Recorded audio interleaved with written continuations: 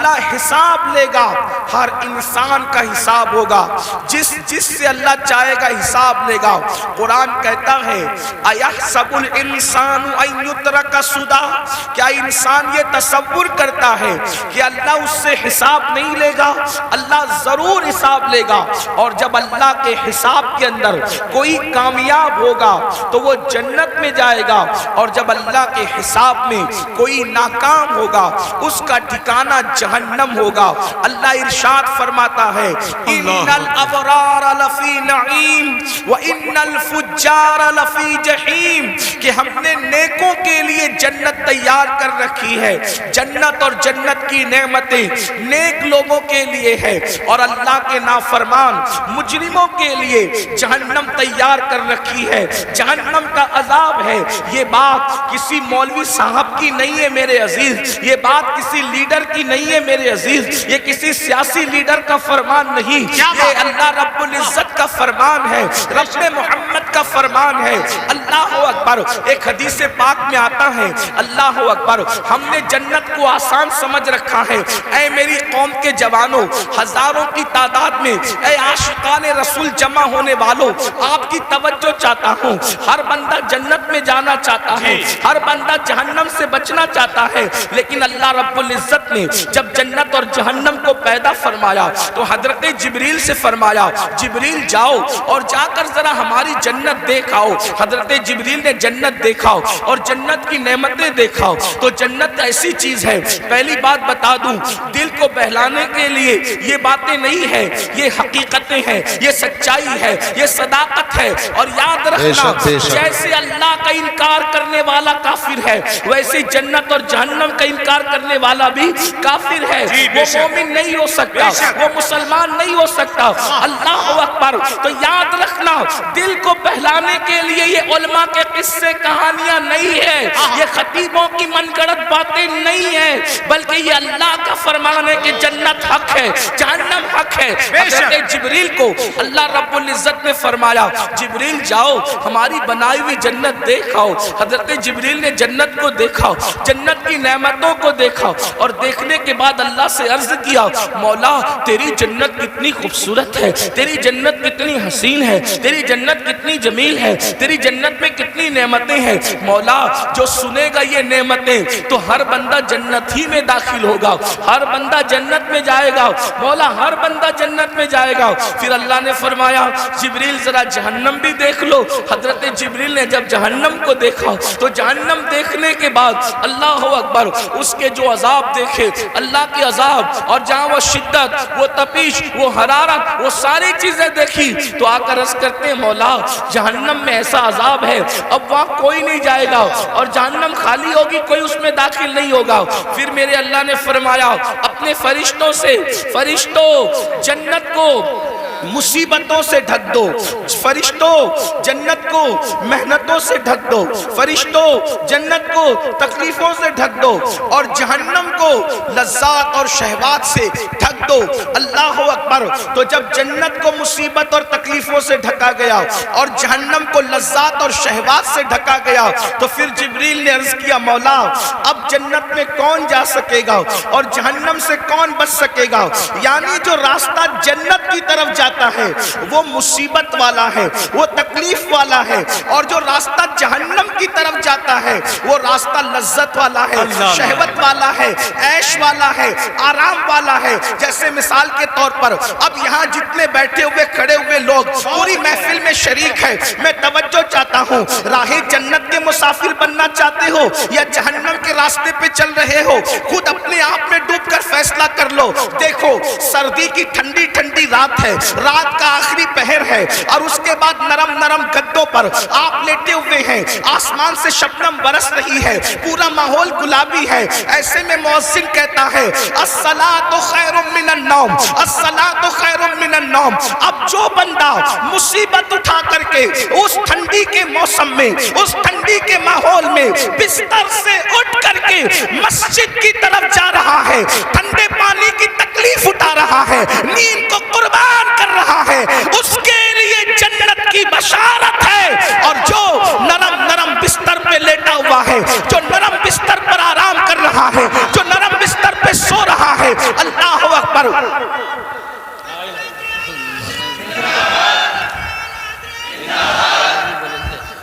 زندہ آباد.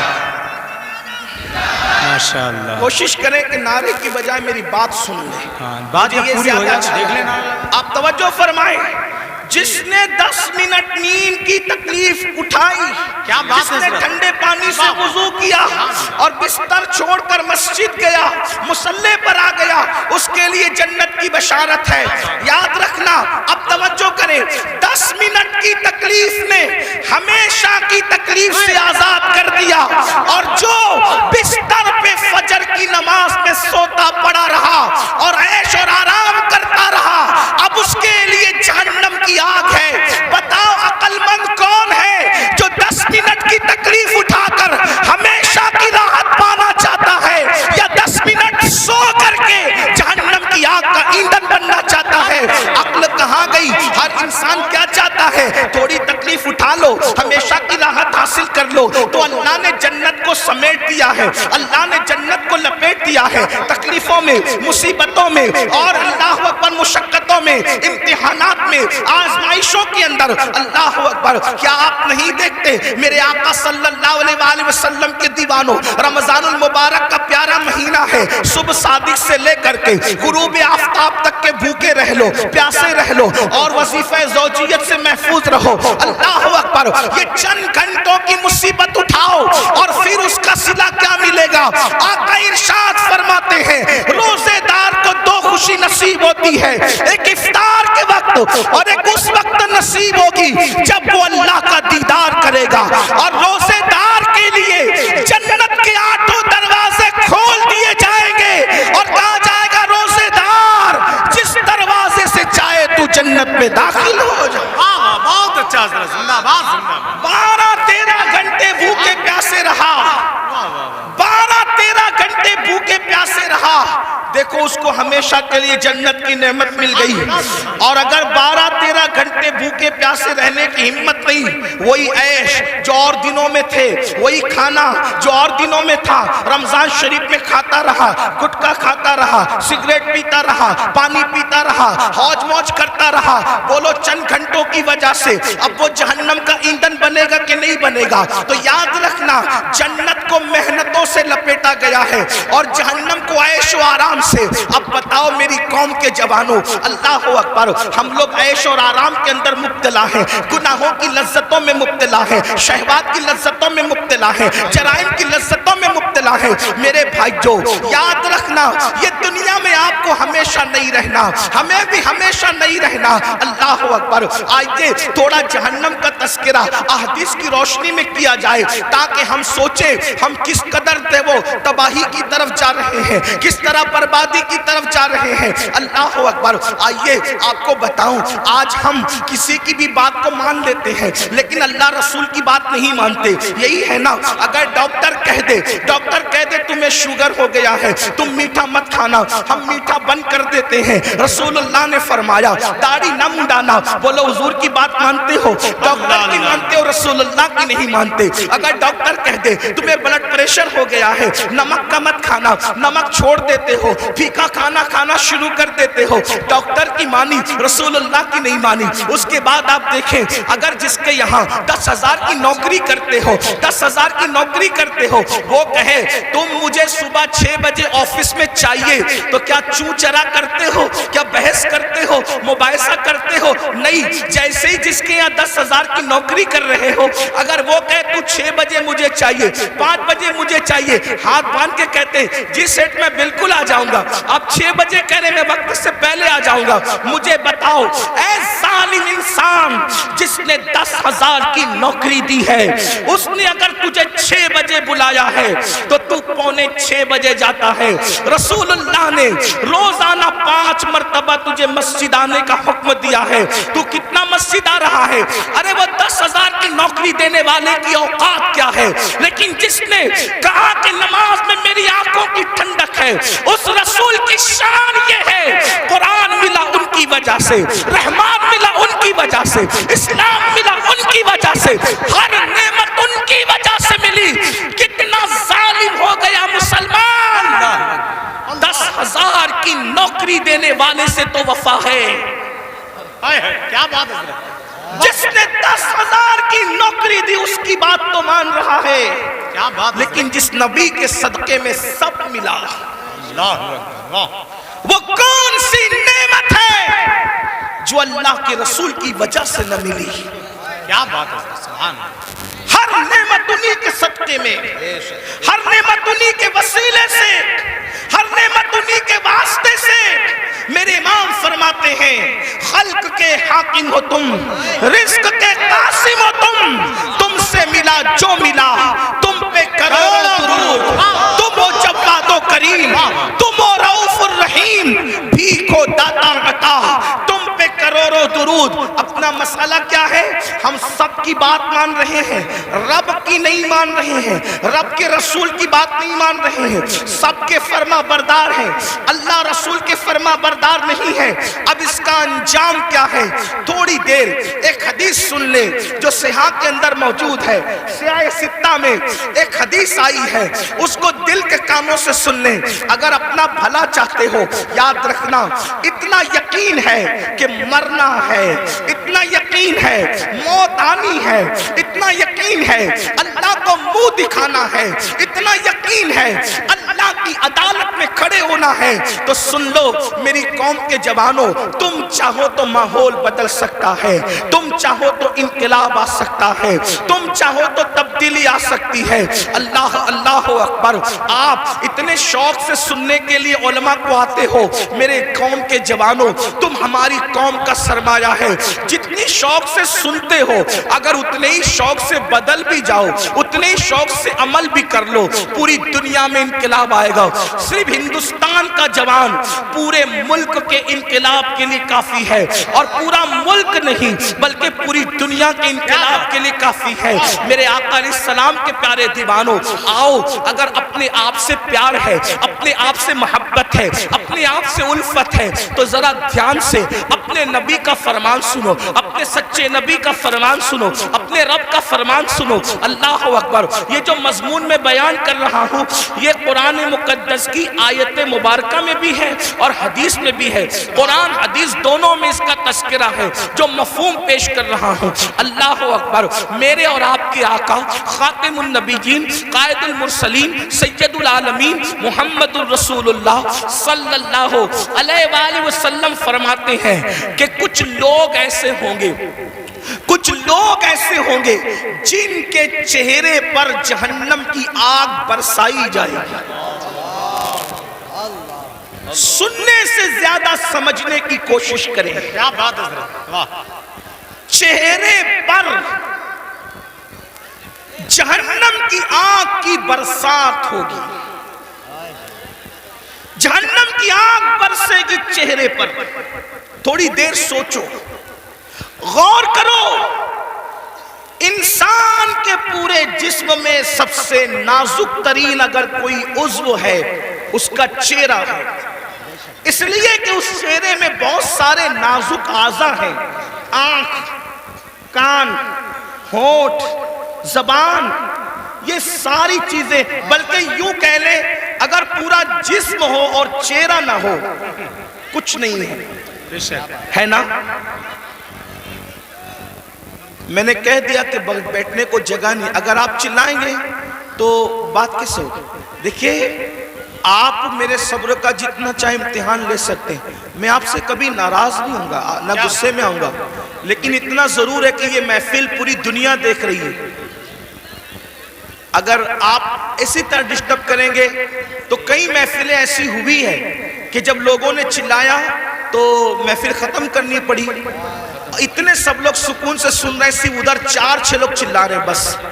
اگر میں تقریر یہیں ختم کر کے چلا گیا تو پوری محفل آپ کو بد دعا دے گی, اور کوئی بد دعا دے یا نہ دے, حضور کی محفل میں اگر آپ گڑبڑ کر رہے ہیں تو حضور نے اگر آپ کو گھور کر دیکھ لیا, توجہ کرنا, اگر آقا نے گھور کے دیکھ لیا تو دنیا اور آخرت سب برباد ہے. اگر آپ کو مجھے دیکھنا ہی تھا تو آپ پہلے آ کر کے آگے بیٹھ جاتے نا. جی ہاں, دیر سے ہم تو بلا رہے تھے. اب آپ اگر جائیں وہی رہے میرے بھائی. دیکھیے آپ 2 منٹ میں نے بولا, میری بات, میرے 2 منٹ برباد گئے. ہمیں وقت پہ محفل ختم کرنے، مجھے جانا ہے وقت پہ، فلائٹ پکڑنا ہے، مجھے پہنچنا ہے دلی. آپ جتنا وقت برباد کریں گے گفتگو اتنی کم ہوگی. پھر کہتا ہوں میں آپ سے ناراض نہیں ہوں گا، لیکن اتنے سب لوگ کا نقصان آپ 4 لوگوں کی وجہ سے ہو رہا ہے. نہیں مانیں گے، وہ تو ظاہر سی بات ہے. جو قوم 2 جملے نہ مانے وہ پوری تقریر پر کیا عمل کرے گی؟ یہی تو بات ہے نا. ہاں لیکن بات اتنی ہے کہ میں 4 لوگوں سے مایوس نہیں ہوں، یہ پورا مجمع سن رہا ہے ماشاءاللہ. ایک بار سب درود شریف پڑھنے بلند آواز. اللہم صلی علی سیدنا و مولانا محمد مبارک وسلم. صلاۃ و سلام علیک. ایک بار اور بلند آواز سے درود شریف پڑھنے آپ. یا حبیب عاشقوں کی طرح پورا مجمع پڑھو تو ہزاروں درود کے تحفے پہنچ جائیں. مل کے پڑھیں درود شریف. اللہم صلی علی سیدنا و مولانا محمد معدن الجود والکرم و آلہ و صحبہ و بارک وسلم.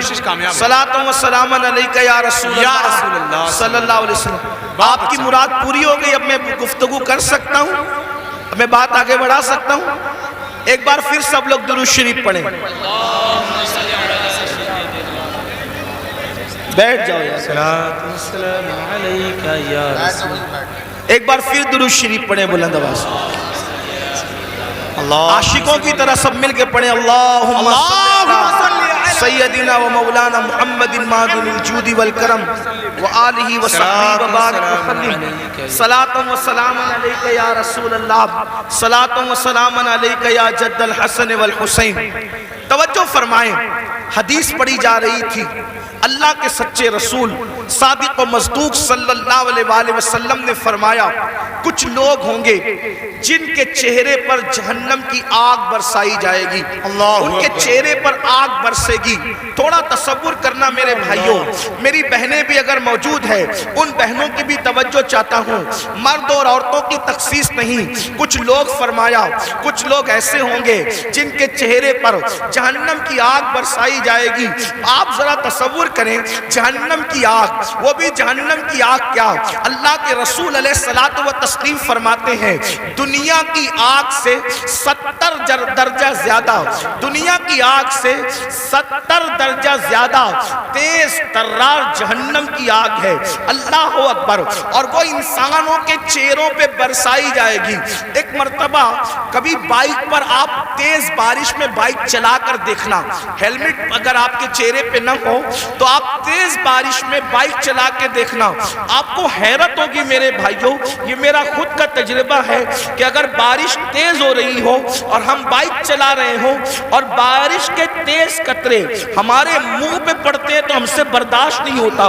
مسلمانوں ذرا سوچو، جب پانی کے ٹھنڈے ٹھنڈے قطرے ہمارے چہرے پر پڑتے ہیں تو ہم بائک روک دیتے ہیں.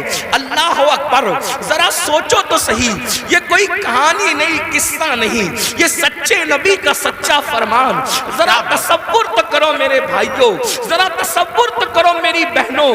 جو قوم اپنے چہرے پر پانی کے ٹھنڈے ٹھنڈے سکون دینے والے قطروں کی چوٹ برداشت نہ کر سکے، جب اس چہرے پر جہنم کی آگ برسے گی اس وقت ان چہروں کا حال کیا ہوگا، اس وقت ان چہروں کی کیفیت کیا ہوگی. اللہ اکبر. اندازہ فرمائیں، صحابہ کرام نے پوچھا یا رسول اللہ جن کے چہروں پر جہنم کی آگ کی برسات ہوگی ان کا قصور کیا ہوگا، ان کا جرم کیا ہوگا. میرے آقا نے فرمایا حدیث پاک کا مفہوم ہے وہ سب کی بات مانتے ہوں گے لیکن اللہ رسول کی بات نہیں مانتے ہوں گے. اب ذرا اس کٹھیرے میں اپنے آپ کو کھڑے کر کے سوچو، کیا ہم وہ لوگ نہیں ہیں جو سب کی مانتے ہیں لیکن اللہ رسول کی بات نہیں مانتے؟ مسلمانوں، اگر ہم اللہ اس کے رسول کی بات مان رہے ہوتے تو آج مسجد ویران نہ ہوتی. اگر ہم اللہ رسول کی بات مان رہے ہوتے تو نوجوان لڑکوں کا لڑکیوں کے ساتھ ناجائز تعلقات کا چکر نہ ہوتا. بڑی معذرت کے ساتھ ہمیں یہ بات کرنے میں اچھا بھی نہیں لگتا, لیکن مجبور ہے, کریں کیا؟ حالات کتنے بگڑ چکے ہیں. 80% نوجوان لڑکے اور لڑکیاں اس بلا کے اندر گرفتار ہے, اس جرم کے اندر گرفتار ہے, اور پھر وہ اس کو گناہ بھی نہیں سمجھتے. لا الہ الا اللہ, سوچو تو صحیح, ایک تو گناہ ہے اور اس کو گناہ بھی نہیں سمجھا جاتا. بلکہ ایک بات اور عرض کروں معذرت کے ساتھ, دیندار لوگ بھی اس چکر سے نہیں بچ پا رہے اللہ ماشاءاللہ. وہ بھی لوگوں کو دیکھ کر کے, سیریلیں اور فلمیں دیکھ کر کے, داڑھی تو رکھ لی, ٹوپی تو پہن لی, اچھا کرتا تو پہن لیا, لیکن کوئی حسن سامنے سے ٹکرایا تو پھر دل قابو میں نہ رہا. یہ کیوں ہے پتہ ہے؟ دل میں حضور نہیں بسے, اس لیے دل کتوں کی طرح آوارہ پھر رہا ہے. اگر اس دل میں حضور بسے ہوتے, یاد رکھنا جملے تلخ کو معاف کرنا, کچھ لوگوں کو مجھ سے شکایت ہے کہ کچھ جملے آپ کے بہت تلخ ہو جاتے ہیں, لیکن نشتر جو لگاتا ہے میرے عزیز, نشتر جو لگاتا ہے وہ دشمن نہیں ہوتا. اگر میں کوئی خطیب ہوتا, اگر میں کوئی خطیب ہوتا, اگر میں کوئی ادیب ہوتا, اگر کوئی محقق ہوتا, تو میں جملے سجا کر کے بولتا, لیکن یہ میری تقریر نہیں, میری خطابت نہیں, یہ میرے دل کی آو فغاں ہے. اور آو فغاں سجا اور سنوار کر کے نہیں نکلتی, بلکہ جب چوٹ لگتی ہے تو پھر انداز کچھ بھی ہو سکتا ہے. بتاؤ, رسول اللہ کے ساتھ یہی وفا کا طریقہ ہے, حضور کے ساتھ یہی محبت کا طریقہ ہے. سب کی بات مانتے ہو, حضور کی نہیں مانتے. اللہ اکبر. اگر پولیس والے اعلان کر دے 10 کے بعد مائک نہیں چلے گا, بولو مائک تم بند کرتے ہو کہ نہیں کرتے ہو؟ 10 کے بعد تم گھر سے نہیں نکلو گے, کرفیو لگ گیا, کوئی نکلتا ہے گھر کے باہر؟ حیرت ہے. اچھا کرتے ہو, پولیس کی بات سنتے ہو, مجھے اس پہ اعتراض نہیں, لیکن آپ سے پوچھتا ہوں, پولیس کی مانا اپنے نبی کی کب مانو گے؟ ڈاکٹر کی مانا اپنے نبی کی کب مانو گے؟ اگر تمہارا نام پولیس کی ڈائری میں لکھ دیا گیا جیل جانے کا خطرہ ہے تو تمہاری نیندیں اڑ جاتی ہے. اور رسول اللہ نے فرمایا, جس نے جان بوجھ کر ایک وقت کی نماز چھوڑ دی, اس کا نام جہنم کے دروازے پہ لکھ دیا جاتا ہے. پولیس کے رجسٹر میں نام آئے تو تمہاری نیند اڑ جاتی ہے, جبکہ کوئی بھاری بھرکم آدمی لے جاؤ تو نام کٹ سکتا ہے, رشوت دے دو تو نام کٹ سکتا ہے, دباؤ لاؤ تو نام کٹ سکتا ہے. لیکن اللہ اکبر, جہنم کے دروازے پہ لکھا ہوا نام کوئی کارپوریٹر کٹوا سکتا ہے, کوئی عالم کٹوا سکتا ہے, کوئی رشوت کٹوا سکتی ہے. کون سے مسلمان ہو, تمہیں تو نیند بھی نہیں آنی چاہیے کہ ہمارا کیا ہوگا, ہمارا حشر کیا ہوگا, کہ ہمارا نام روزانہ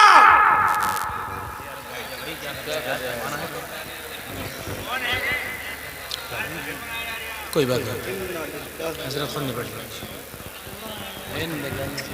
کوئی بات نہیں, روزانہ ایک دن میں 5 مرتبہ, ایک دن میں 5 مرتبہ ہمارا نام جہنم کے دروازے پہ لکھا جا رہا ہے. ہمارے بیٹوں کا نام جہنم کے دروازے پہ لکھا جا رہا ہے, ہماری بیٹیوں کا نام جہنم کے دروازے پہ لکھا جا رہا ہے. نیند کیسے آتی ہے آرام کی, نیند کیسے آتی ہے؟ ہنستا ہے مسلمان. یہ مولانا لوگ کا تو کام ہی ہے. مولانا کا کیا کام ہے؟ مولانا کی ذمہ داری ہے, کیا بات حضرت, حق پیش کرے, واہ, سچائی پیش کرے. اگر آج تم ہم لوگوں کی باتیں نہیں مانو گے, جب آنکھیں موت سے بند ہوگی تب تمہاری آنکھیں کھلے گی کہ تم کر کیا رہے تھے. اس وقت رو گے, اس وقت رو گے. حدیث پاک ہے, مردے پہ زندہ جو روتے ہیں اس سے زیادہ مردہ روتا ہے. اس وقت مردہ روتا ہے, ہائے مجھے دنیا نے دھوکہ دیا, مجھے دنیا کے مال نے دھوکہ دیا, مجھے دنیا کے منال نے دھوکہ دیا. مگر اس وقت کا رونا کام نہیں آتا. فرشتے اس کو طنز کرتے ہیں, ظالم, جب تجھے پکار پکار کر کہنے والے نصیحت کرتے تھے ہوش میں آ جا, سدھر جا, سنور جا, اس وقت تو نہیں سدھرتا تھا. ابھی تو گھمنڈ تھا مال پر, ابھی تو گھمنڈ تھا آل پر, ابھی تو گھمنڈ تھا لمبی کاروں پر. قرآن کہتا ہے لا تنس نصیبک من الدنیا. قرآن کہہ رہا ہے او مال و منال پر گھمنڈ اور غرور کر کے اللہ کو بھولنے والوں, دنیا سے اپنے نصیب کا مت بھولو. سوائے کفن کے اس دنیا دنیا سے تم کچھ ساتھ نہیں لے کر جاؤ گے. کیا بات ہے، بے شک. کفن بھی جسم پر اسی وقت رہے گا اللہ راضی ہے تو، ورنہ وہ کفن بھی جہنم کی چادروں میں سے ایک چادر بن جائے گا، آگ کی چادروں میں سے ایک چادر بن جائے گا. دنیا کو دیکھتے دیکھتے تم کیوں آوارگی کر رہے ہو؟ ان کے یہاں مرنے کے بعد اٹھنے کا کوئی تصور نہیں ہے. جو قوم آوارگی کرتی ہے وہ سوچتے ہیں مرنے کے بعد ہمیں آگ میں ڈال دیا گیا، قصہ ختم ہو گیا. ہمارے یہاں قصہ ختم نہیں ہوتا، پیدائش سے قصہ شروع نہیں ہوتا، موت پہ قصہ ختم نہیں ہوتا. بلکہ ایک بات کہوں، ہمارے مذہب میں جو اللہ رسول کا وفادار بن جائے اس کے لیے دنیا جتنی خوبصورت ہے اس سے زیادہ خوبصورت اس کی قبر ہے، اور اس سے زیادہ خوبصورت میدان محشر ہے، اور اس سے زیادہ خوبصورت اس کی آخرت ہے. وجہ یہ ہے کہ دنیا میں اتنا لمبا سفر کرو تو صرف گنبد نظر آتا ہے، اور قبر میں جاؤ تو گنبد والے محمد الرسول اللہ کا جلوہ نظر. نعرہ تکبیر، نعرہ رسالت، نعرہ حیدری، فیضان غوث اعظم، مسلک اعلی حضرت، زندہ باد زندہ باد. اس لیے میں اپنے جوانوں سے کہتا ہوں کہ حج کو جانے سے جتنی خوشی ہوتی ہے اس سے زیادہ خوشی مر جانے میں ہونا چاہیے کہ حج کو جانے پہ کعبہ نظر آتا ہے، مر جانے پہ کعبے کا کعبہ نظر آتا ہے. ارے زندہ باد زندہ باد. میرے امام کہتے ہیں قبر میں لہرائیں گے تا حشر چشم نور کے جلوہ فرما ہوگی جب طلعت رسول اللہ. کیا مقام ہے قبر کا، لیکن کس کے لیے؟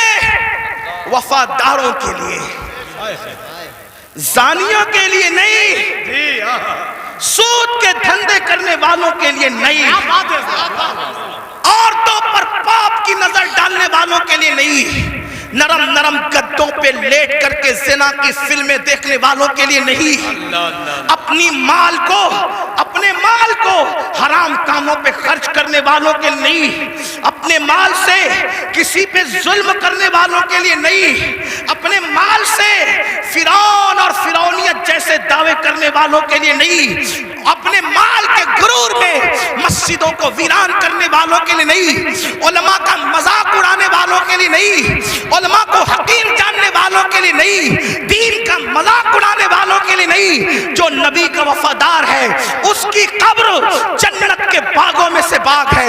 حضور آئیں گے اور قبر جگمگائیں گے. سوچو تو صحیح، اللہ اکبر، حضور کہاں آئیں گے نہیں آئیں گے کوئی گارنٹی نہیں ہے، لیکن وفادار کی قبر جگمگانے کے لیے ضرور تشریف لائیں گے. کتنی خوبصورت ہے مومن کی موت. میرے امام کہتے ہیں جان تو جاتے ہی جائے گی قیامت. یہ ہے اب یہاں مرنے پہ ٹھہرا ہے نظارہ تیرا. تو عرض یہ کر رہا تھا ان کے چہروں پر آگ کی برسات ہوگی جو سب کی سنتے تھے، اللہ رسول کی نہیں سنتے تھے. بتاؤ مسجد آباد کرنے کا حکم کس کا ہے؟ اللہ اس کے رسول کا حکم ہے. سود سے حرام سے بچنے کا حکم کس کا ہے؟ اللہ رسول کا ہے. آج سود کتنی تیزی سے بڑھ رہا ہے، بیاج کتنی تیزی سے مسلمانوں میں بڑھ رہا ہے. بڑی معذرت کے ساتھ اتنا لے لو اتنا بھرتے رہو، اتنا لے لو اتنا ہفتے دیتے رہو. مسلمانوں یاد رکھنا مال ہی سب کچھ ہے، دولت ہی سب کچھ ہے. سوچو تو صحیح، حلال کمانے والے دنیا سے گئے، ساتھ میں کیا لے کر گئے؟ عبد الرحمن ابن عوف، سیدنا عبد الرحمن ابن عوف صحابی رسول ہے، اور کوئی معمولی صحابی نہیں، عشرہ مبشرہ میں سے. اور وہ صحابی ہے جن کے پیچھے کھڑے ہو کر رسول اللہ نے نماز ادا فرمائی. چند خوش نصیب اصحاب وہ ہیں، چند خوش نصیب اصحاب وہ ہیں جن کو یہ شرف حاصل ہے کہ وہ نماز پڑھا رہے تھے تو ان کی امامت کی تائید میں حضور ان کے پیچھے کھڑے ہو گئے. وہ ان میں سے ایک عبد الرحمن ابن عوف ہے. سوچو تو صحیح، غور تو کریں. ایسے صحابی بہت مالدار، ان کے گھر کا سونا پھاوڑے سے کھود کر تقسیم کیا گیا. اتنے مالدار تھے عبد الرحمن ابن عوف. حلال کمایا نا. عبد الرحمن ابن عوف کیا لے گئے؟ حلال کما کر بھی کیا لے گئے؟ سوچو اتنے بڑے صحابی حلال کما کے کیا لے گئے کوئی دنیا کا مال؟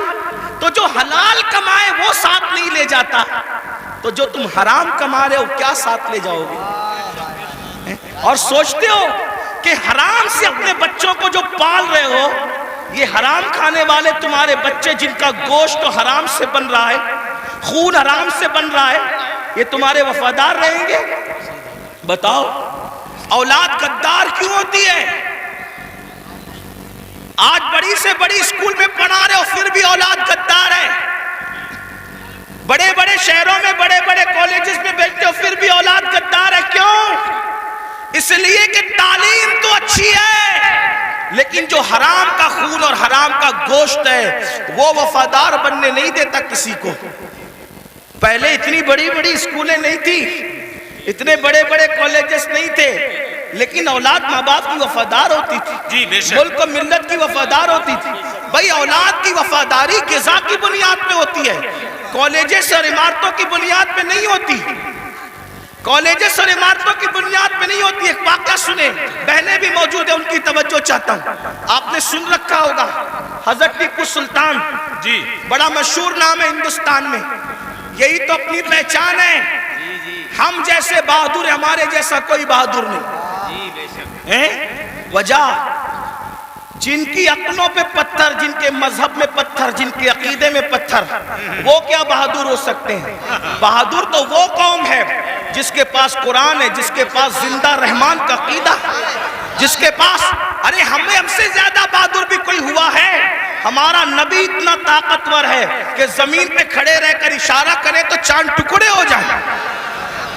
بڑے سے بڑا بہادر کاغذ کو اشارے سے ٹکڑے نہیں کر سکا، اشارے سے تو کاغذ بھی ٹکڑے نہیں ہوتا۔ اپنے نبی کی طاقت کا اندازہ لگاؤ، ان کے اشارے سے چاند ٹکڑے ہو گیا۔ طاقت ہمارے یہاں ہے، قوت ہمارے یہاں ہے، اور پھر ہمارے یہاں صدیق اکبر جیسا بہادر، فاروق اعظم جیسا بہادر، عثمان غنی جیسا بہادر، علی مرتضیٰ فاتح خیبر جیسا بہادر، کہ کبھی زنجیر ہلتی ہے کبھی در کانپ جاتا ہے، علی کا نام سن کر اب بھی خیبر سبحان اللہ، زندہ باد۔ صلاح الدین ایوبی جیسا بہادر ہمارے اندر ہے، طارق بن زیاد جیسا بہادر ہمارے اندر ہے، نور الدین زنگی جیسا بہادر ہمارے اندر ہے۔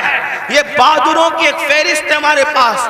تو ٹیپو سلطان بھی بڑا بہادر، جب تک سلطان زندہ تھے انگریزوں کی ہمت نہیں ہوئی کہ کہہ سکے کہ بھارت ہندوستان ہمارا ہے۔ جب سلطان کی شہادت ہوئی تب ان کو ہمت ہوئی کہ آج سے ہندوستان ہمارا ہے۔ آپ کیا سمجھتے ہیں؟ یہ بات بھی بتا دوں، بہادری کب آتی ہے اور بزدلی کب آتی ہے؟ جی عشق رسول انسان کو بہادر کرتا ہے، بے شک بے شک، اور گناہ انسان کو بزدل کرتا ہے۔ سچ ہے یہ حق۔ جب تک مسلمان عاشق رسول تھے، سچے بہادر تھے، جب سے گناہ کرنے لگے بزدل ہوئے۔ اب سائے سے بھی ڈرتے ہیں، چھپکلی سے بھی ڈرتے ہیں، کتوں سے بھی ڈرتے ہیں، اسی لیے تو کتے تمہیں ڈرا رہے ہیں۔ کیا اشارہ ہے! جب تک تم کتوں سے نہیں ڈرتے تھے، بہادر تھے، کتوں میں ہمت نہیں تھی تمہیں ڈرانے کی۔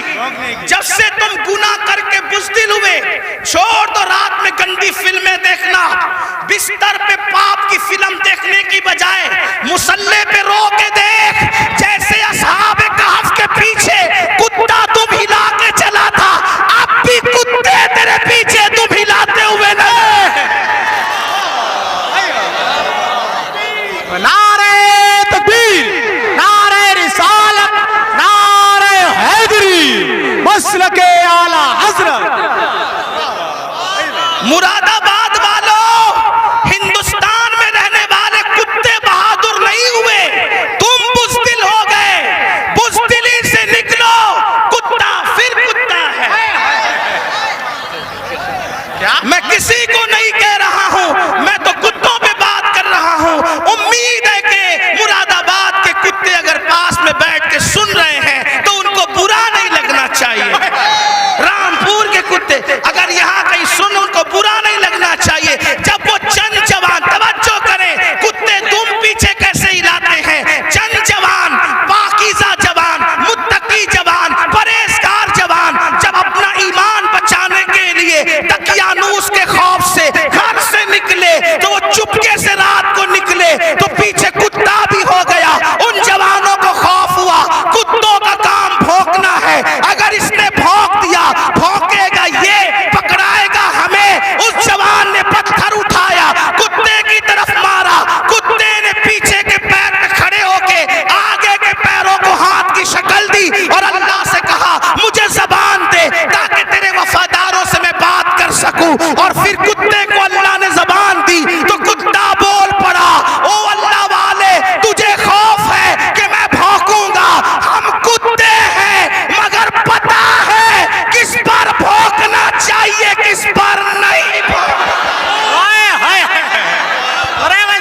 نعرہ تکبیر، نعرہ رسالت، نعرہ حیدری. آگے پیچھے پیچھے چلا لیکن کتا تھا، کتوں کی برادری کا تھا، مگر مسلمان کا وفادار کیا ہوا، خدا نے اس کے لیے بھی جنت کا اعلان کر دیا. پتا چلا تو کتنا قیمتی ہے مسلمان، تو اللہ کا وفادار بن، کتے تیرے وفادار. یعنی اگر تو گناہ چھوڑ دے کتے تجھ پہ بھونکیں گے بھی نہیں. کتے نہیں بھونکیں گے تجھ پہ اگر تو سارا مسئلہ گناہ کا ہے. ہنسنے کی بات نہیں، گناہ چھوڑو پھر دیکھو زمین تمہاری فرما بردار ہوگی. بات دور نکل گئی. عرض کر رہا تھا ایک ایسا وفادار تھا ملک ملت کا جسے فخر ہے ملک کو ملت کو، اس کو دنیا ٹیپو فتح علی کہتی ہے جسے ہم ٹیپو سلطان کہتے ہیں. بڑا بہادر تھا. جب تک کہ وہ رہا ہمت نہ تھی بزدلوں کی کہہ سکیں کہ ہمارا ہے ہندوستان. اسے شہید کر دیا گیا.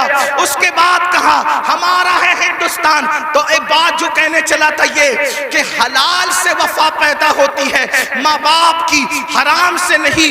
میں نے سن لیں اللہ اکبر. انگریزوں نے ٹیپو فتح علی سلطان سے کہا ڈیل کرنی ہے، کسی معتمد کو بھیجو بات کریں گے. سلطان کو لگا میرے بھائی سے بڑھ کر میرا معتمد کون ہو سکتا ہے. سلطان نے اپنے چھوٹے بھائی کو بھیجا، جاؤ انگریزوں سے بات کر کے آؤ، انگریزوں سے گفتگو کر کے آؤ، معاملات طے کر کے آؤ.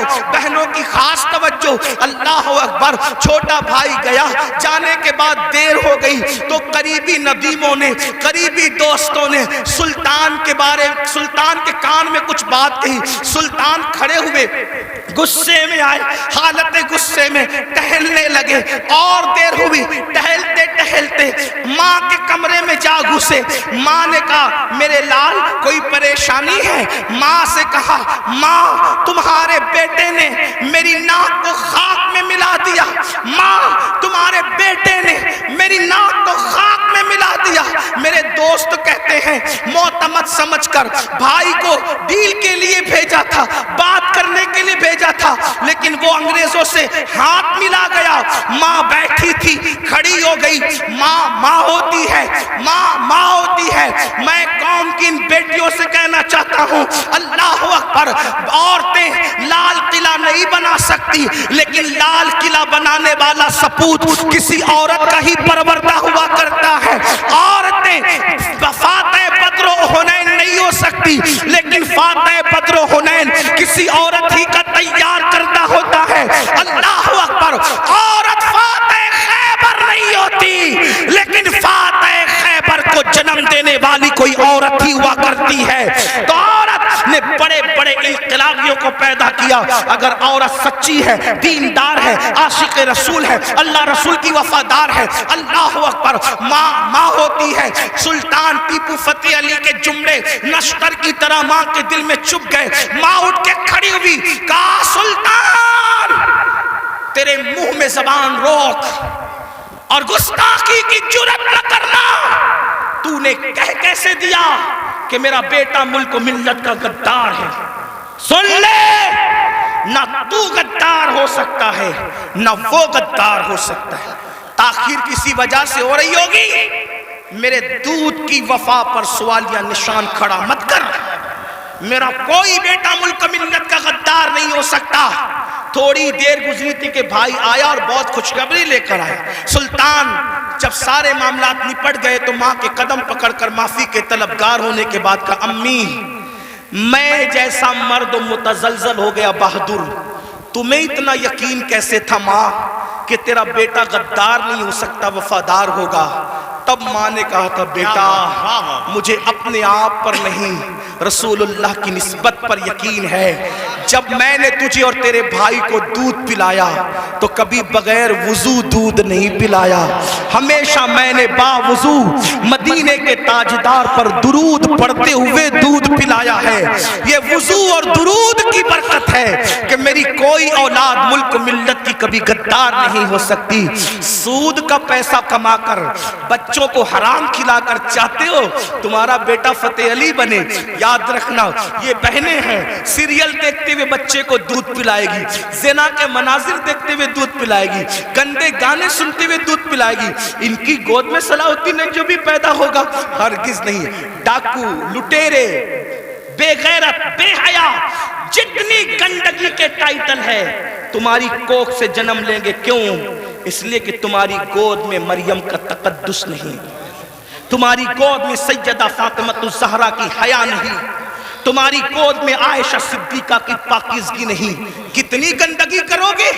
کم سے کم مسلمان ہونے کا تو خیال کر لو، کم سے کم آخرت کا خیال کر لو۔ بات سمیٹتے ہوئے عرض کروں، آپ دیکھیں تو صحیح، اندازہ تو کریں، 8 دن سے مسلمانوں کی جو شریف اور دل میں درد رکھنے والا مسلمان ہے ان کی آنکھوں سے آنسو نہیں خشک ہو رہے ہیں۔ علماء قنوت نازلہ پڑھنے کی گزارشات کر رہے ہیں۔ قبل اول بیت المقدس کا کیا حال، فلسطین کی سرزمین پر مسلمانوں کی پوزیشن، ہم سے زیادہ انٹرنیٹ کا استعمال آپ کرتے ہو، ہم سے زیادہ یوٹیوب فیس بک استعمال آپ کرتے ہو۔ دیکھو ان کے گھروں کا حال، غور کرو، سوچو، توجہ کرو۔ نہیں دیکھی وہ کلپیں؟ ایک ماں کے 2 بچے، دونوں شہید ہو گئے، اس کی گود اجڑ گئی۔ میں یہاں جو مائیں اور بہنیں موجود ہیں ان سے کہنا چاہتا ہوں، کسی ماں کی گود کا درد ایک عورت سے زیادہ کون محسوس کر سکتا ہے؟ لیکن ہم کیا کر رہے ہیں پتہ ہے؟ ہم اتنا بڑا کارنامہ انجام دے رہے ہیں اس میں، فلسطین کے مسلمانوں کے اس میں، کہ جو ویڈیو اور جو کلپیں اور فوٹوز آ رہے ہیں بس ایک دوسرے کو گروپ میں شیئر کر رہے ہیں، دیکھو یہ ہو رہا ہے، یہ ہو رہا ہے۔ ان کے لیے کیا گیا؟ ان کے دکھ میں کہاں شریک ہو تم؟ بتاؤ۔ اللہ کے رسول صلی اللہ علیہ وسلم نے فرمایا مومن ایک جسم کی طرح ہوتا ہے، بے شک بے شک، جسم کے کسی بھی حصے کو تکلیف پہنچے پورا جسم تڑپے گا۔ آنکھ میں اگر کچرا چلا جائے آنکھ روئے گی، دماغ مشورہ دے گا، ہاتھ حرکت کرے گا، پلان بنے گا، کچرا نکالا جائے گا۔ کوئی یہ کہے گا کہ نہیں، ہاتھ یہ نہیں کہے گا کہ مجھے تکلیف نہیں ہے میں کچھ نہیں کروں گا، دماغ کہے گا کہ مجھے کوئی پرابلم نہیں ہے میں کچھ نہیں کروں گا، مجھے کیا، میں تو نہیں۔ جب تک جسم میں جان ہے کوئی تک گزرو، پیر درد کر رہا ہے، آنکھ رو رہی ہے، دل دھڑک رہا ہے، حالانکہ آنکھ اور پیر میں کتنا فاصلہ ہے، ہاتھ بے چین ہو رہا ہے، دل کی دھڑکنیں تیز ہو رہی ہے، کب تک؟ جب تک جسم میں جان ہے۔ لیکن جان نکل گئی پھر اس کو مارو کاٹو کچھ بھی کرو، کوئی تکلیف ہوگی، کوئی درد ہوگا؟ نہیں ہوگا۔ تو جب تک مسلمانوں میں ایمان ہے کسی بھی مسلمان کو دنیا کے خطے میں تکلیف پہنچے گی وہ تڑپے گا، وہ بے چین ہوگا، وہ بلبلائے گا، وہ بلکے گا۔ آپ سے پوچھتا ہوں کیا دکھ میں شریک ہوئے؟ ہاتھ مت اٹھانا لیکن اپنے آپ میں ڈوب کر سوچو کتنے مسلمان ہیں جنہوں نے فلسطینی مسلمانوں کے لیے اللہ کی بارگاہ میں رو رو کر دعا کی۔ جو قوم اتنی خود غرض ہو کہ وہ اپنے پڑوس میں رہنے والے بھائی کے دکھ پر نہیں روتا، وہ فلسطینیوں کے دکھ پہ کیا روئے گا؟ ان سے کوئی تمہارا رشتہ نہیں ہے؟ جن کی گود خالی ہو گئی، جن کے گھر ویران ہو گئے، آبادیاں قبرستانوں میں تبدیل ہو گئی، سوچو ان کے گھر کی چھت بھی ختم ہے، وہ بغیر چھت کے زندگی زندگی گزارے. جوان جوان عورتیں بیوہ ہو گئی ہیں. لاشیں اتنی لاشیں ہیں کہ پہچان نہیں ہو رہی ہے. دفن کرنے کے لیے جگہ کا معاملہ, کفن کا معاملہ. ایک لیڈیز کی 1 منٹ کی کلپ میرے کان میں آئی, میں پوری سن نہ سکا, تڑپ گیا.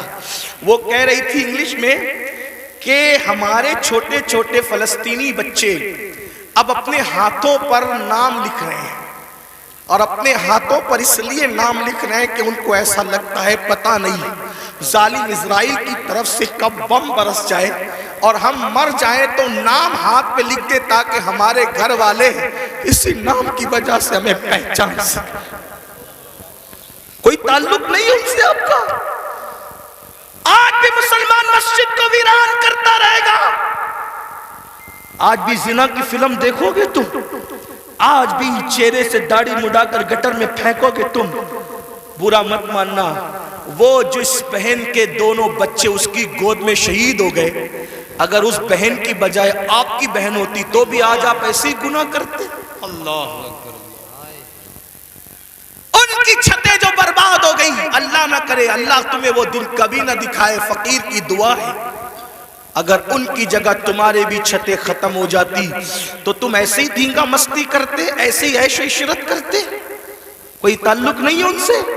رشتہ بس اتنا ہی کہ وہ کلپیں بانٹتے پھرو گروپ پر. ارے کم سے کم یہ تو سوچا ہوتا کہ ہزاروں کلومیٹر دور ہم ہیں, ان کی کوئی مدد نہیں کر سکتے. میں تو پورے ہندوستان میں لوگوں کو, نوجوانوں کو کہہ رہا ہوں, جنگ فلسطین میں ہو رہی ہے, اس جنگ کو لے کر ہندوستان کا ماحول خراب کرنے کی کوئی کوشش نہ کرے. اپنے ملک میں امن رکھو. روڈ پہ نکل کر غلط نعرہ نہیں لگانا, حالات خراب نہیں ہونا چاہیے. کیا مدد کر سکتے ہو؟ آسان طریقہ, 1450 سال پہلے رسول اللہ نے ہتھیار دیا. الدعاء صلاح المومن, دعا مومن کا ہتھیار ہے. روڈ پہ نکلنے کی بجائے 5 وقت مسجد کو بھر دو, اور ہر مسلمان گڑ گڑا کر فلسطینیوں کی مدد کے لیے اللہ سے دعا کرے, بیت المقدس کی حفاظت کے لیے دعا کرے, اور ظالموں کی بربادی کے لیے دعا کرے. ہتھیاروں میں جتنی طاقت نہیں ہے اس سے زیادہ طاقت اللہ نے مسلمانوں کی دعا میں رکھی ہے. انشاءاللہ تم گڑ گڑاؤ گے, گناہ سے توبہ کرو گے, دعا کرو گے, انشاءاللہ فلسطینیوں پر اللہ کی مدد نازل ہوگی, بیت المقدس کی حفاظت ہوگی, ظالم کیفر کردار تک پہنچے گا. لیکن بڑی معذرت کے ساتھ نہیں آتے ہو نا, مسجد کی طرف نہیں آتے ہو, سب طرف جانا چاہتے ہو, مسجد کی طرف نہیں آتے ہو. پھر کہتا ہوں, کتے سے سیکھ لیا ہوتا. جب کوئی کتے کو ڈنڈا مارتا ہے تو کتا چلاتے ہوئے کسی اور کے دروازے پہ نہیں جاتا, کتا چلاتے ہوئے اپنے مالک کے دروازے پہ آتا ہے. کتے کو پتا ہے کوئی مار رہا ہے, اگر مار سے مجھے کوئی بچا سکتا ہے تو میرا مالک ہی بچا سکتا ہے. مسلمانوں, دنیا تمہیں اتنا پیٹ رہی ہے, دنیا تمہیں اتنا لوٹ رہی ہے, کتا پٹنے کے بعد مالک کی چوکھٹ پہ آ جاتا ہے. تم انسان ہو کر کب آؤ گے مالک کے دروازے پر, اللہ کے دروازے پہ کب آؤ گے؟ یاد رکھنا, کل بھی اپنے مسائل کا حل اللہ کی چوکھٹ پہ تھا, خدا کے در پہ تھا. آج بھی اپنے مسائل کا حل اللہ کی بارگاہ میں ہے. پلٹ آؤ اللہ کی طرف. کہیں پناہ نہیں ملے گی, پناہ ملے گی تو اسی کی بارگاہ میں ملے گی. رجوع ہو جاؤ اس کی طرف. گناہ کر کے نہ کسی کو عزت ملی ہے نہ آپ کو عزت مل سکتی ہے. مجھے پتا ہے ان ہزاروں جوانوں میں کچھ ایسے سعادت مند چہرے مجھے نظر آ رہے ہیں جن کے دلوں میں واقعی امت کا درد ہے, قوم کا درد ہے. وہ پلٹیں گے, وہ توبہ کریں گے, وہ نادم ہوں گے. ہاں میری قوم کے جوانوں, ضرور یاد رکھو, ہر دروازے پہ جا کر کے اگر انسان جرم کا اعتراف کرتا ہے, دنیا کی عدالتوں کا دستور ہے جہاں پر جرم کو قبول کر لو تو عدالتیں سزا سناتی ہے. ایک میرے اللہ کی عدالت ہے, وہاں جرم قبول کر لو تو سزا نہیں سنائی جاتی بلکہ معاف کر دیا جاتا ہے. ہر جگہ کا دستور ہے کہ اگر جرم قبول کر لو تو لوگ ذلیل کرتے ہیں. یہ میرے اللہ کی شان ہے, جرم قبول کر لو تو یحب التوابین کا خوبصورت تمغہ گلے میں ڈال دیا جاتا ہے اور محبوب بنا لیا جاتا ہے. تو آؤ نا میرے بھائیو, ہو، اللہ سے دور کیوں ہو؟ وہ اللہ جس کا فرمان ہے کوئی میری طرف چل کے آتا ہے تو میری رحمتیں اس کی طرف دوڑ کر جاتی ہے۔ یاد رکھنا، لڑکا لڑکی کے ناجائز تعلقات میں کوئی لطف نہیں ہے، یہ توائی ہے۔ آؤ اللہ سے تعلق جوڑیں، کیا بات، واہ، آؤ اس کے قریب ہو جائیں۔ سبحان اللہ۔ میں نے تو یہ بزرگوں سے سنا بھی اور محسوس بھی کیا، سب سے تعلق جوڑنا مشکل ہے۔ توجہ ہے؟ کیا بات جی حضرت۔ رضا نگر رامپور والوں توجہ ہے، گرد نواز سے آنے والے، سب سے تعلقات بنانا مشکل ہے۔ سب سے آسان اگر کسی سے تعلق بنانا ہے تو اللہ سے۔ جلدی ناراض نہیں ہوتا، سبحان اللہ۔ توجہ، کیا بات، جلدی ناراض نہیں ہوتا، جلدی راضی ہو جاتا۔ واہ، رب کو منانا بہت آسان ہے، لیکن یہ میری قوم کی جفاکاریوں کا ماتم کون کرے؟ سب کو منانا چاہتے ہیں، رب کو نہیں منانا چاہتے، کیونکہ رب کی ناراضگی کی ان کے پاس اہمیت کیا ہے؟ سیٹ ناراض نہیں ہونا چاہیے، بیوی ناراض نہیں ہونا، حتیٰ کہ جن بچوں کو ہم نے پیدا کیا، جو ہم سے وہ بچے ناراض نہیں ہونا چاہیے۔ بچے کہے بیٹا ابا کھلونا لے کر آنا، بھول گئے تو کہتے بیٹا سوری، سوری بیٹا نہیں لا سکا، بھول گیا نا، کل لائیں گے، اس سنڈے نہیں لے کر کے چلے تفریح کے لیے۔ ہم بھی 50 بار سوری بول چکے اپنے بچوں کو، اس لیے کہہ رہا ہوں۔ ہاں، لیکن آپ سے پوچھتا ہوں، اپنے چھوٹے چھوٹے بچوں کو منانے کی فکر ہے، وہ یار وہ رب، اب ذرا غور کرو اس کی نعمت پہ غور۔ چلے بات میں ختم کرنے لگا تھا، لیکن ایک بات بہت سوچنے کی ہے جی حضرت۔ اس کی نعمتوں پہ غور کرو۔ اللہ تعالیٰ پیدا ہونے سے لے کے مرے دم تک ہمیں آکسیجن دیتا ہے، اپنے گھر پہ کیا بل آتا ہے مہینے کا؟ کیا بات، کسی گھر بھیجا اللہ پاک نے کوئی بل بھیجا؟ کچھ مانگا اللہ نے؟ اگر 8 گھنٹے ڈاکٹر آکسیجن لگائے نا تو اتنا لمبا بل آتا ہے کہ انسان سوچنے لگتا ہے کہ میں کہاں چلا گیا تھا۔ یہی ہے نا جی، ڈاکٹر نے 8 گھنٹے کی آکسیجن دی تو ہزاروں وصول کر لیا، ہے نا؟ ہے نا؟ اللہ تعالیٰ نے پوری زندگی آکسیجن ہمیں فری میں، کچھ مانگا؟ بولو تو کچھ مانگا اللہ نے؟ مجھے بتاؤ تو صحیح، کچھ مانگا اللہ نے؟ کچھ نہیں۔ یہ زمین اللہ نے دی ہے چلنے کی، آسمان کا سائبان۔ میرے بھائی جب سوتے ہو نا تو یہ کیڑے مکوڑے ہمارے ناک اور کان میں نہیں جاتے۔ 99% لوگوں کے کان میں کیڑے مکوڑے، حالانکہ کیڑے کی فطرت ہے کہ جب سوراخ دیکھے گا تو اس میں گھس جائے گا۔ کیوں نہیں جاتے پتہ ہے؟ 60 فرشتے ہر انسان پر اللہ نے حفاظت کے لیے مقرر کر رکھا ہے۔ کیا حفاظت ہے۔ ناک اور کان میں کیڑے بھی نہ جائے میرا اللہ بچاتا ہے۔ سوچو تو صحیح نہیں، غور کرو۔ گھر سے نکلتے ہو نا اللہ کا نام لے کر، 2 فرشتے حفاظت کے لیے مقرر کرتا ہے جب تک گھر پر لوٹ نہیں جاتے۔ ماں کے سینے میں دودھ کس نے پیدا کیا؟ پیدا ہونے سے پہلے اللہ نے، اور سینے میں دودھ پیدا کرنے کے بعد ماں کے دل میں ممتا بھی پیدا کی کہ اس کو پلا۔ اگر اللہ نفرت پیدا کرتا تو درجنوں عورتیں ایسی ہیں جو اپنے بچوں کو چھوڑ کے ہاسپٹل ہی میں بھاگ گئی۔ اگر ہماری ماں بھی چھوڑ کے بھاگ گئی ہوتی تو عزت کے ساتھ ایسے بیٹھتے یہاں؟ تو اس ماں کے دل میں کس نے پیار دیا؟ خود سردی میں ہمارے پیشاب پہ سوتی رہی اور ہمیں گرم بستر پہ سلایا، کس نے پیار دیا اس کے دل میں؟ اللہ نے۔ کھڑے ہونے کی طاقت کس نے دی؟ جاؤ لنگڑوں سے پوچھو پیر کی قیمت کیا ہوتی ہے، جاؤ پوچھو۔ جتنی بے وفائی کرنا ہے میرے اللہ کے ساتھ کر لو، ایک دن اللہ کی عدالت ہے۔ اندھوں سے پوچھو آنکھ کی قیمت کیا ہوتی ہے۔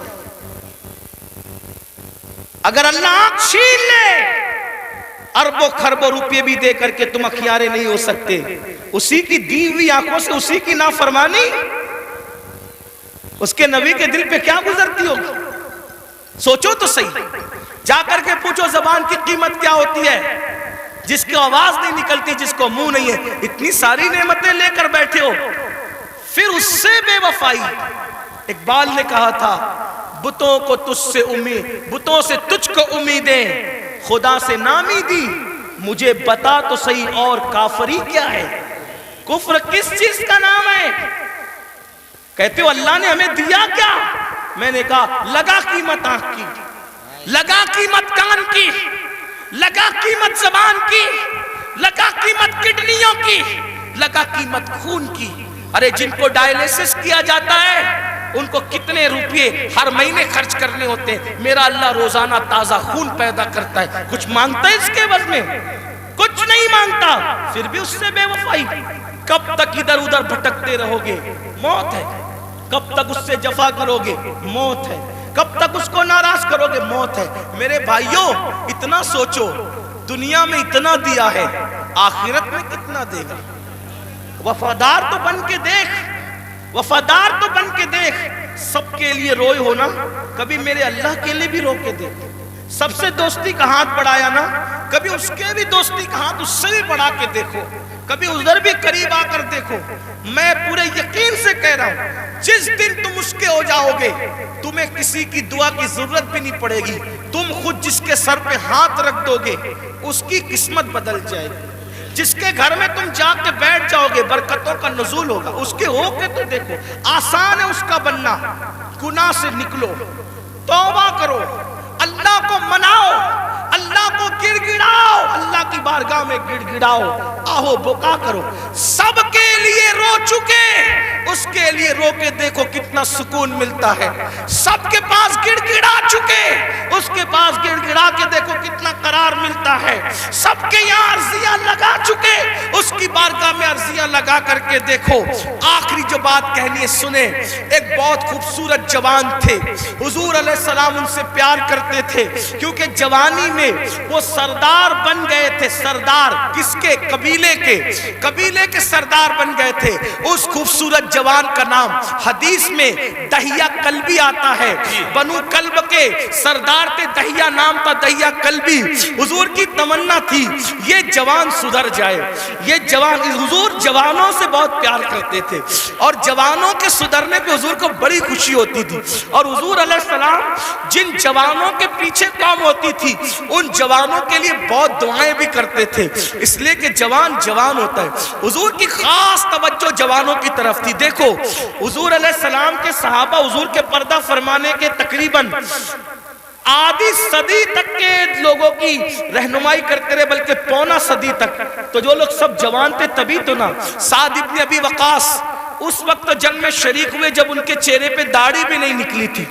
مولا علی 9 سال یا 8 سال کی عمر کے تھے جب آپ نے کلمہ پڑھا۔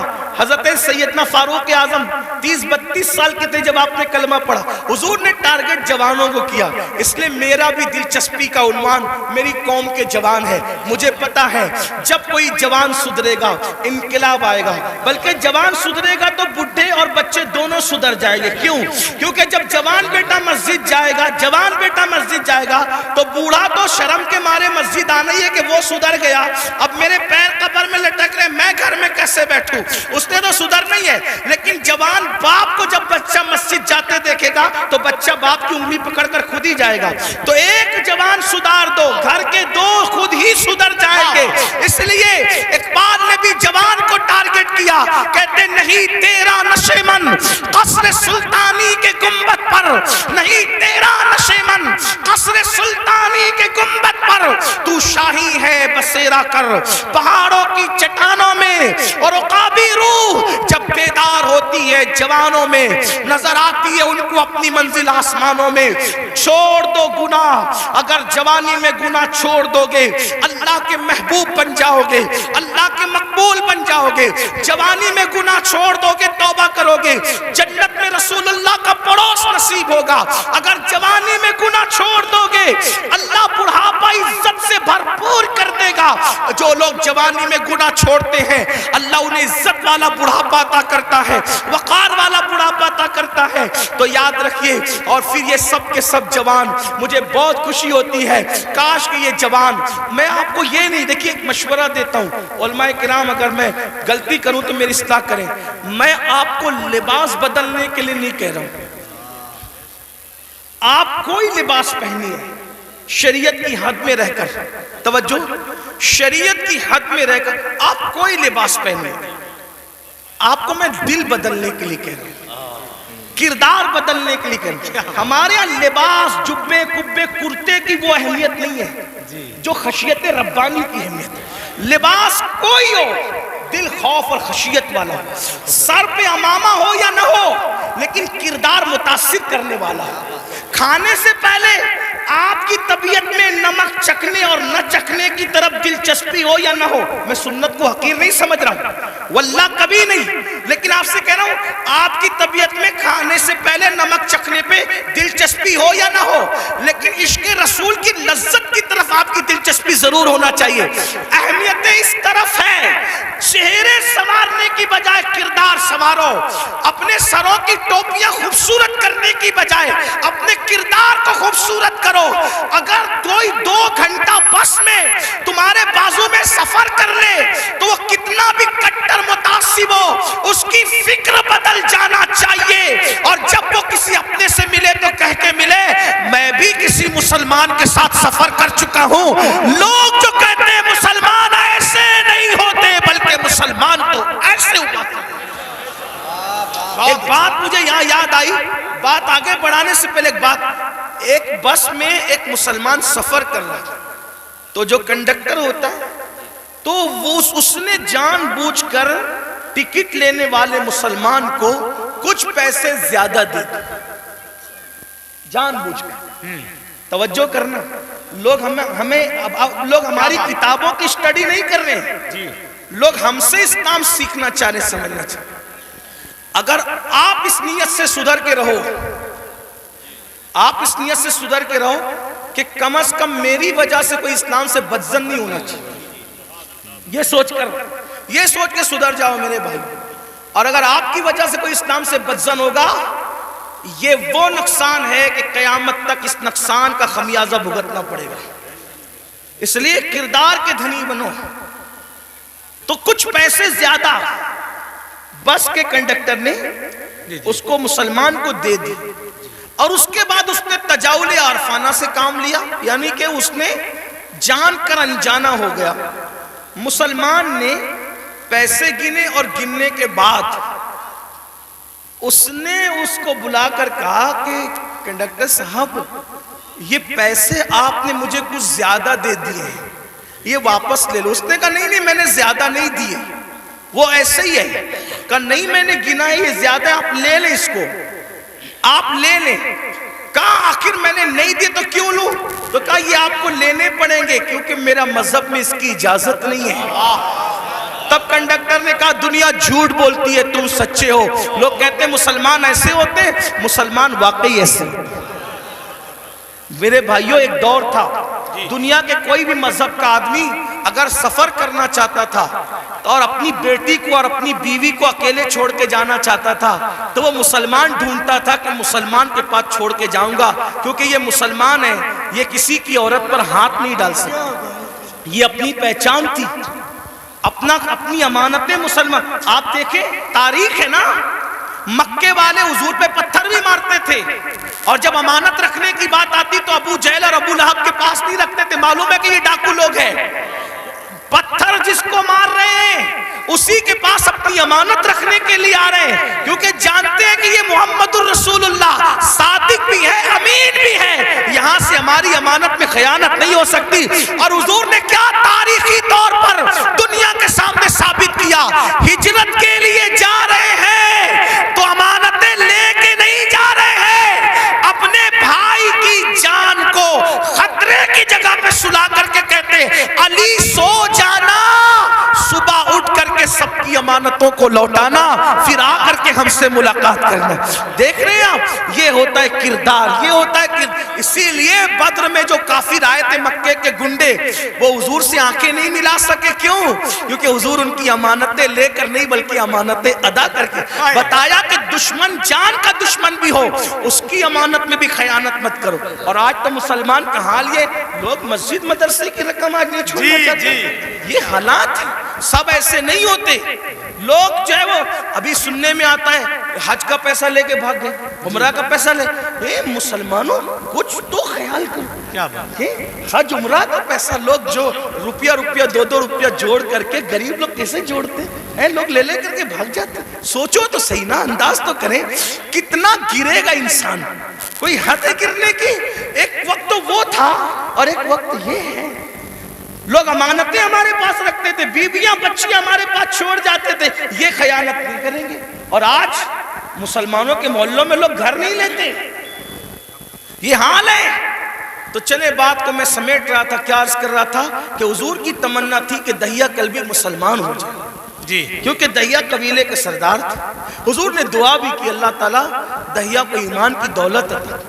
دہیہ آئے تھے بڑے خوبصورت، دہیہ کلبی جب آئے تو حضور نے ان کی تالیف قلبی کے لیے چادر بچھا دی۔